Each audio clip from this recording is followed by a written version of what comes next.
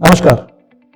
अगर आपको बिजनेस में जरा सा भी इंटरेस्ट है, अगर आप एंटरप्रेन्योर्स के बारे में जानना चाहते हैं, अगर आप बिजनेस न्यूज को फॉलो करते हैं, आपको पैसे कमाने में इंटरेस्ट है, तो आई एम वेरी श्योर कि आपने हिंदुस्तान की कुछ बिजनेस फैमिलीज के नाम जरूर सुन रखे होंगे। अंबानीज, अडानीज, बजाज ग्रुप, गोदरेज, हिंदुजा ग्रुप, ये वो बड़े फैमिली बिजनेस हाउसेस हैं जो आज हिंदुस्तान के सबसे पावरफुल और सबसे रिच फैमिली बिजनेस ग्रुप्स हैं। लेकिन क्या आपको पता है कि एक सर्वे के मुताबिक 70% फैमिली बिजनेस अपने नेक्स्ट जनरेशन में खत्म हो जाते हैं, और अगर आप थर्ड जनरेशन तक जाएं तो ये डेटा और भी स्कैरी हो जाता है। Only 10% business survive in their third generation. तीसरी जनरेशन तक केवल 10% बिजनेस सक्सेसफुल होकर जाते हैं, 90% फैमिली बिजनेस हाउसेस कोलैप्स कर जाते हैं। मैं आज आपके साथ डिस्कस करने जा रहा हूं वो टॉप 3 रीजंस जिसकी वजह से एक फैमिली बिजनेस अपने नेक्स्ट जनरेशन तक नहीं पहुंच पाता, या फिर उतना सक्सेसफुल नहीं होता जितना वो अपने फर्स्ट जनरेशन में होता है। इससे पहले कि मैं इस वीडियो को शुरू करूं, मैं आपसे अनुरोध करता हूं कि यदि आपने मेरे चैनल को अभी तक सब्सक्राइब नहीं किया है तो प्लीज सब्सक्राइब का बटन दबाएं और इस चैनल को सब्सक्राइब कर लें। वीडियो पसंद आए तो लाइक कमेंट करके अपने दोस्तों के साथ शेयर करना ना भूलें। आने वाले समय में ऐसे बहुत सारे वीडियोस आपको देखने को मिलेंगे। मेरा नाम Anurag Yadav, people performance coach, academician, business consultant, certified life coach, motivational speaker. तो मैं शुरू करता हूं। मेरा ये पूरा वीडियो आज फैमिली बिजनेस के ऊपर कंसंट्रेट करेगा। मैं आपके साथ शेयर कर रहा हूं top 3 reasons why family business collapse. Reason number 1, सबसे पहला प्राइमरी सबसे बड़ा रीजन एक फैमिली बिजनेस के फ्लॉप होने का, लिविंग समवन एल्स ड्रीम। मैं जब सेकंड जनरेशन के साथ काम कर रहा हूं तो my father wanted this to be like this. मेरे जो जिन्होंने ये शुरू किया था उनका ये ड्रीम था, वो इसको ये इस तरह से करना चाहते थे, उस ड्रीम को मैं I am living that dream. एक ये कियोस और ये कंफ्यूजन इतना ज्यादा होता है नेक्स्ट जनरेशन में। ये मेरा पर्सनल ऑब्जर्वेशन है कि ये जो नेक्स्ट जनरेशन है इसको ये बात समझनी पड़ेगी और प्रीवियस जनरेशन को ये बात समझनी पड़ेगी। आप सिर्फ अपने ड्रीम को लिव कर सकते हैं, केवल अपने ड्रीम के साथ काम कर सकते हैं, अपने ड्रीम के लिए काम कर सकते हैं।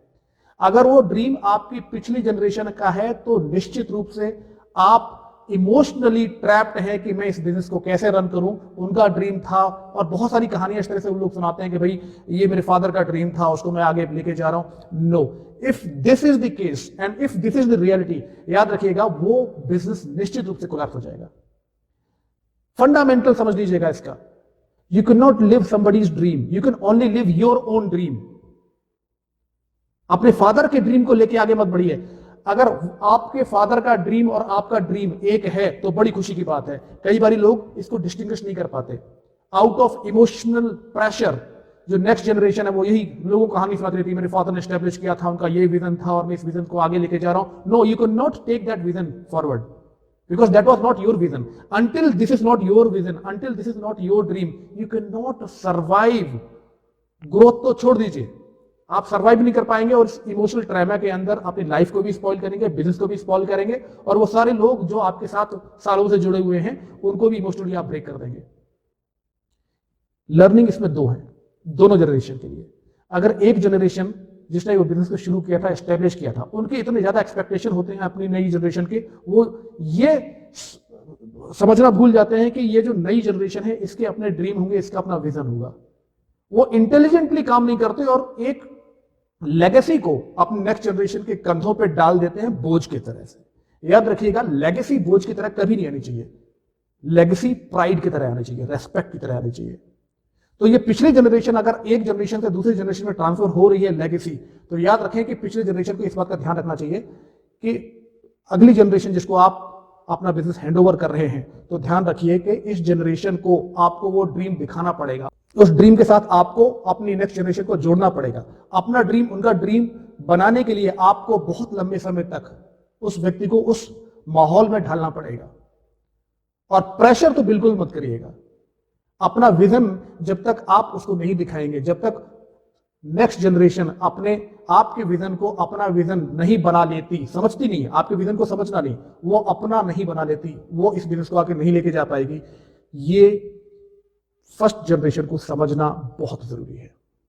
और सेकंड जनरेशन को ये समझना जरूरी है कि याद रखिए, उस इमोशनल ट्रॉमा से बाहर निकलिए कि मेरे फादर का बिजनेस था, उनका ये ड्रीम था। सबसे बड़ी बात है, आपका ड्रीम क्या है, आप इस बिजनेस को कैसे करना चाहते हैं, एग्जैक्टली वैसे ही करिए जैसे आप करना चाहते हैं।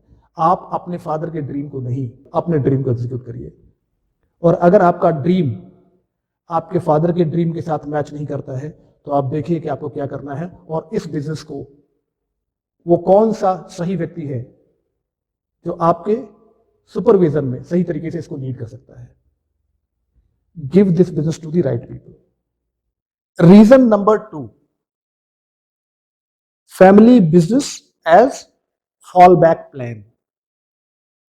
बहुत बारी जो नेक्स्ट जनरेशन है वो इस बिजनेस को उस रेस्पेक्ट के साथ नहीं लेती, वो अपने आप को डिस्टिंग्विश कर पाती है। अब किसका प्रॉब्लम है, फर्स्ट जनरेशन ने इसको अपने साथ रोप इन नहीं कर पाया, या जो सेकंड जनरेशन है वो रोप इन नहीं हुआ, that's a different issue, all together it's a different issue. लेकिन कई बारी ये जो सेकंड जनरेशन है वो प्रीवियस बिजनेस को फॉल बैक प्लान की तरह से लेती है। उसको लगता है कि कुछ नहीं होगा तो फैमिली बिजनेस तो है ही।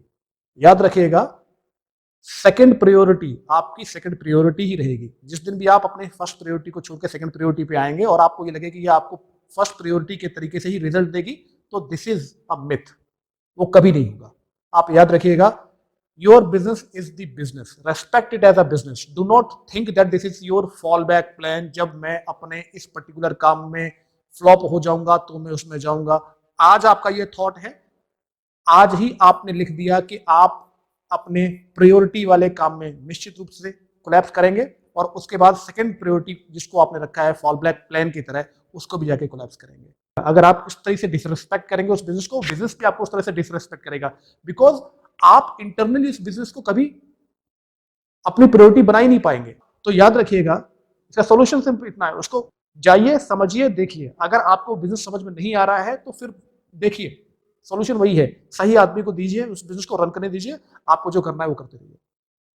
या फिर आप उस बिजनेस को समझ के अपनी प्रायोरिटी आइडेंटिफाई करें, और अगर आपकी प्रायोरिटी, आपका इंटरेस्ट, आपका जुनून उस एरिया में है, तो आप उस बिजनेस को करिएगा। Reason number 3, growth of the business is slower than the growth of the family. जरा समझिएगा, कई बार ऐसा होता है कि हमारा बिजनेस उतनी स्पीड से नहीं बढ़ता जितनी स्पीड से हमारी फैमिली बढ़ जाती है। एक व्यक्ति था जिसने इस बिजनेस को स्टार्ट किया, उसका एक छोटा भाई था जिसने उसको सपोर्ट किया, दोनों ने मिलकर बिजनेस को एस्टेब्लिश कर लिया। अब दोनों भाइयों के 2-2 बच्चे हो गए या 3-3 बच्चे हो गए। अब वो कजिन्स हो गए, आपस में सारे के सारे लोगों में बिजनेस डिस्प्यूट हो गया। अब बिजनेस, कौन सा बिजनेस किसको करेगा, ऐसे बहुत सारे बिजनेस को मैंने कोलैप्स होते हुए देखा है, बिकॉज फैमिली में डिस्प्यूट हो गया और फैमिली उस पूरे के पूरे बिजनेस को कोलैप्स कर गई। इसके सोल्यूशन 2 है। पहला सोल्यूशन है, या तो आप अपने बिजनेस को इतना स्पीड अप करें उसकी ग्रोथ को, सो दैट हर किसी को उसके मुताबिक उसके रोल्स मिल जाएं उस बिजनेस में, और स्ट्रेटेजिकली आप डिफाइन कर दें कि कौन सा व्यक्ति किस वाले रोल को आने वाले जनरेशन में, उसके टैलेंट, उसके स्किल के हिसाब से उस व्यक्ति को आप वो रोल असाइन कर दें। सेकेंड सोल्यूशन हो सकता है कि आप पहले से ही स्ट्रेटेजिकली डिसाइड कर लें और बिजनेस को अलग अलग एरियाज में डाइवर्सिफाई कर दें, और हर आदमी को उसकी कैपेबिलिटी के हिसाब से बिजनेस को दे दें, और जिसको उस बिजनेस से बाहर जाना है उसके लिए भी कुछ अरेंजमेंट कर दें, मॉनेटरी अरेंजमेंट या मोस्टली मॉनेटरी अरेंजमेंट। तो ये टॉप 3 रीजंस थे किसी भी फैमिली बिजनेस के कोलैप्स होने के। मैं उम्मीद करता हूं कि आपको ये वीडियो पसंद आया होगा। अगर आपको ये वीडियो पसंद आया हो, प्लीज इसको अपने दोस्तों तक जरूर पहुंचाएं। चैनल को सब्सक्राइब करना ना भूलें, वीडियो को लाइक करना ना भूलें, और कमेंट सेक्शन में आप बता सकते हैं कि आपको ये वीडियो कैसा लगा। साथ ही यदि आपको कोई स्पेसिफिक टॉपिक पे मेरा एक वीडियो चाहिए बिजनेस या एंटरप्रेन्योर से रिलेटेड, आप मुझसे वहाँ पे कमेंट बॉक्स में लिख सकते हैं। मैं आपको अश्योर करता हूँ कि मैं उससे रिलेटेड एक वीडियो, कोई ना कोई वीडियो जरूर बना के आपके लिए पोस्ट करूंगा। तो फिर मिलते हैं अगले वीडियो में। Till then, see you, bye bye.